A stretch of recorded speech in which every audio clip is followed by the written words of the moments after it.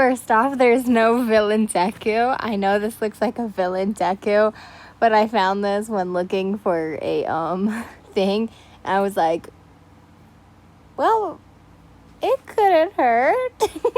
So that's why he's up here, but hope you guys enjoy.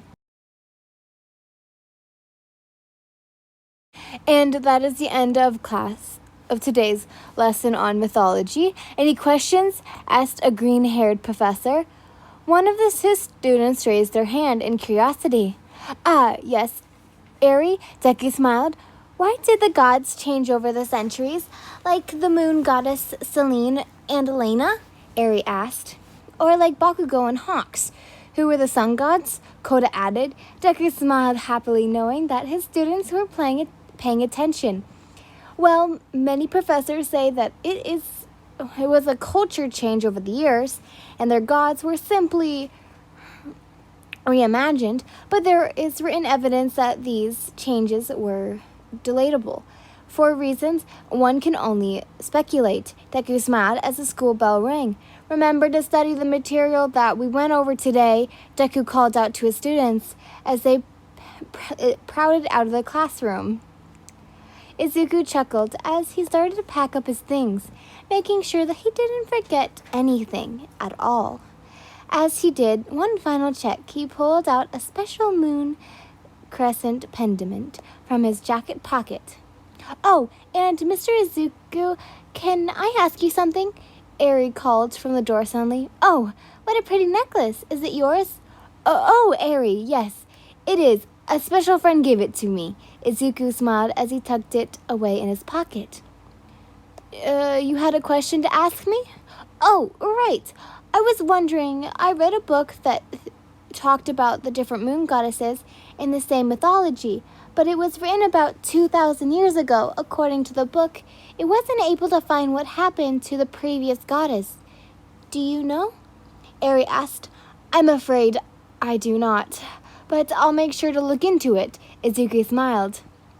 Eri stared at her professor, sensing the feeling that he knew more than he was letting on. But teachers wouldn't lie about stuff like that, Eri thought to herself. She happily nodded and quickly left the classroom. Izuku sighed in relief as he soon left the school. Yet instead of heading home, he went somewhere else. He made his way to an old temple deep into the woods, just north of the bright and noisy city. Izuku looked up at the sky to see the clouds blanketed the night sky. I sure hope it clears up soon. Izuku sighed as he let the light of the pendant guide him. The pendant soon led him to a grand temple, hidden to humans, except with special permission. Izuku smiled as he breathed in the clean air of the temple as the moonlight shined down through the glass ceiling. Lady Yin, I wish to seek an attendance with you. Izuku smiled as he held the pendant to the moonlight. The opal in the pendant glowed brilliantly as a magical gate opened in front of him.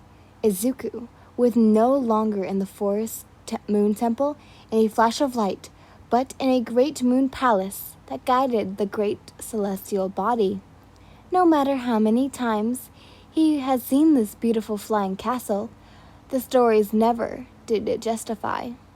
Yin, Izuku called out. I'm here for our moon date. I'm coming, a voice called out.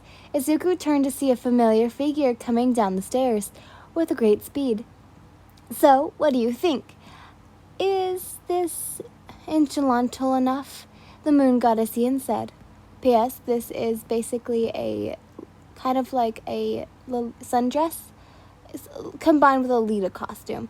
It goes white to galaxy, so it's ombre, kind of, I think that's what you call it. And it has a little star, I think, pocket or something. Yin, you look beautiful. Izuku blushed as Yin smiled sweetly at him and kissed him on the cheek. You're too sweet, Yin chuckled. So, what do you have plans for us? Well, there's this new restaurant in the city, and I've only heard the best, Izuku suggested. I trust you, Izuku. It's been a while since I walked in the human city. Now you guys are in the city, so yeah, picture yourself in technically New York, but way prettier. The two inconspicuous couple happily wandered the city, smiling and trying out all sorts of new cafes and seeing many sights. By the way, I forgot to say it, but this is a song one. Yippee for me! I never had this feeling before. She gives me shakes and shivers I can't ignore, and I see there's more now than just running free. Izuku thought to himself as he held hands with the lovely goddess. I never felt my heart beat so fast. I'm thinking of him first and of myself last, and how happy I want him to be. Yin smiled at her first lover ever, still slightly surprised that her first love is a human. It's amazing someone in my life just might be loving me. I didn't know that I could feel this way. It's so crazy. Sometimes in my life, it's better than a dream. I didn't know that I could feel this way. As they walked out of the park, a delicious smell caught their noses. They quickly followed it to find the restaurant Izuku was talking about. She makes me feel warm and happy inside.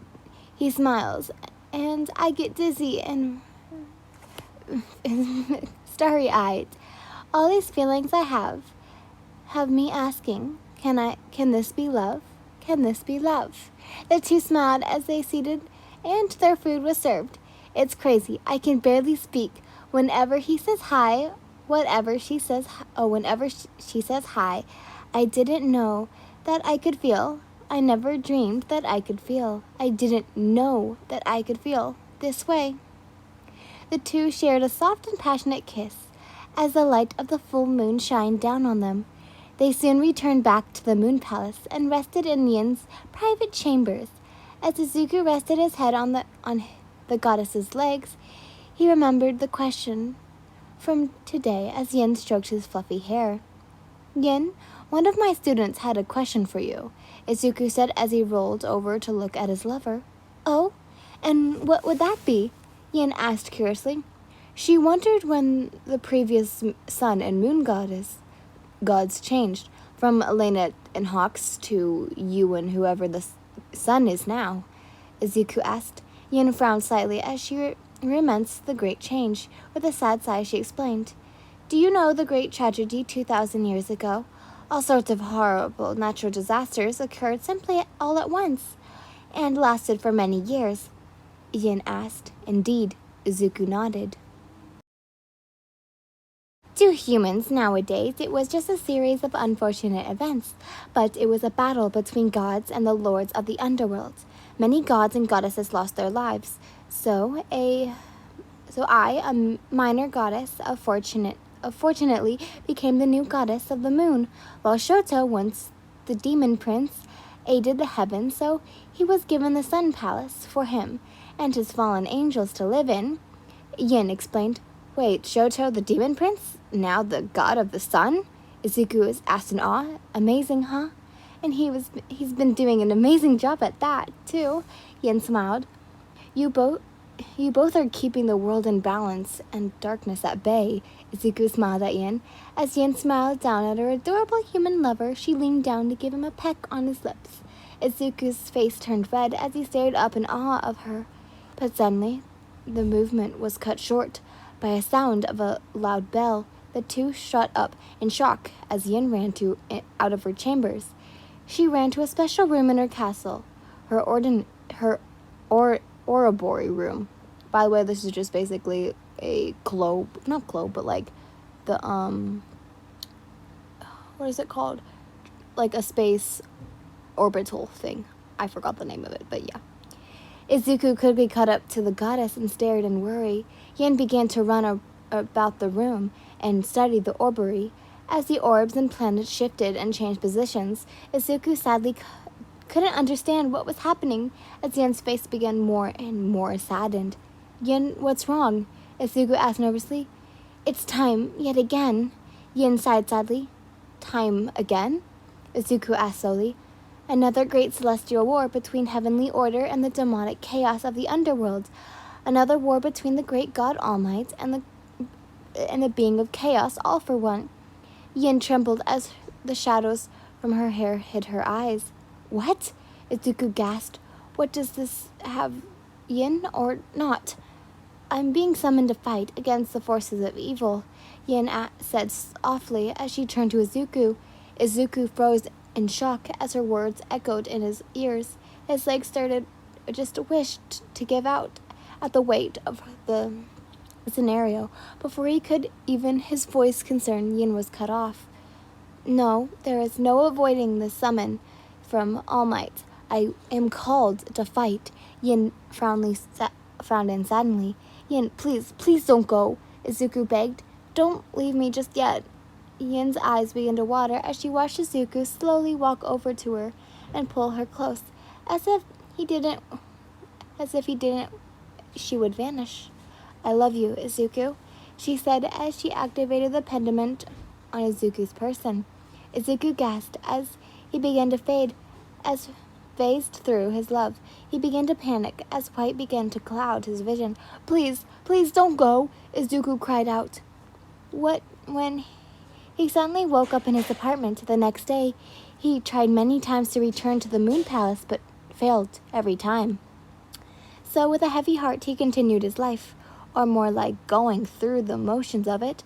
Time seemed to speed by as he went to work, returned home, looked up at the changing moon till he fell asleep, and repeat.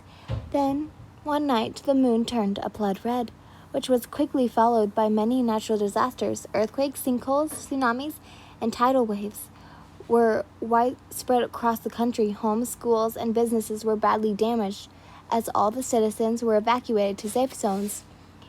While everyone else thought it was just a series of terrible events, Izuku knew that what was really happening was a horrible war between good gods and evil gods, and his love, Yin, was somewhere out fighting.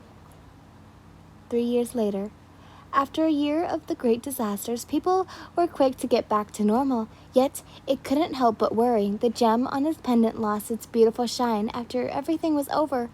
All I could think was of Yin had perished in this war. My heart just ached at the thought, yet I couldn't give up my courage to visit the temple. I didn't know what to do. I was too afraid, finding out my thoughts were right. Till one night, as Izuku returned to his apartment after another day of school, Izuku slowly sat up on his couch, ready to grade homework. Then suddenly, his pendant began to glow brightly. In shock, Izuku tripped over himself and some furniture as he ran over to his pendant. He quickly grabbed his coat and ran to the temple. As he proceeded to the temple, it was in ruins. Swords, spears, and arrows littered the ground and pillars. Yet just up ahead stood a familiar figure Izuku so long wished to see.